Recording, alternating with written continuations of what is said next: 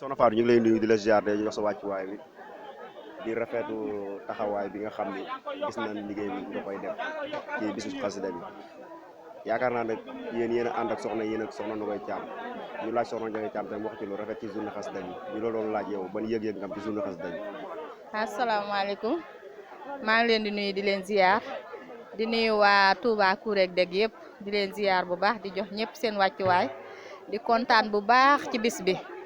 bis bi moom kontaan nañ ci lool macha allah wax dëgg yàlla ndax mbirum sëñ Touba moom amul tànki ginnaaw tànki kanam rek la am kon nag ñoo ngi ciy kontaan bu baax a baax a baax a baax taxaw nag jàpp ci bis bi rek ba bis bi jeex fas yéene cee laxasaayu taxaw def ci lu man def ci lu kawe sunu njort ci barke sëñ Touba. ñoo doon laaj organisation bi miti woon na wala mitiwul wala tamit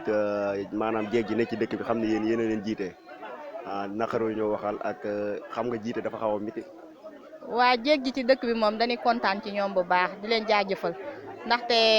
njiit dafa miti waaye ñoom tamit déggal nañu ba fu ñu leen woo rek wuyu nañu te lu ñu wax ak ñoom tamit dinañ ko jëfe organisation yomb na yombul waaye sëñ Touba moom jaral nañu lu ne moo tax ñu taxaw rek jàpp ci bis bi ba bis bi jeex. kon ñu ngi lay bàyyi nga delluwaat ci liggéey ba rek xam naa da ngaa xaw a xat après rek fii ngoon ñu kiyante waat. waaw incha allah.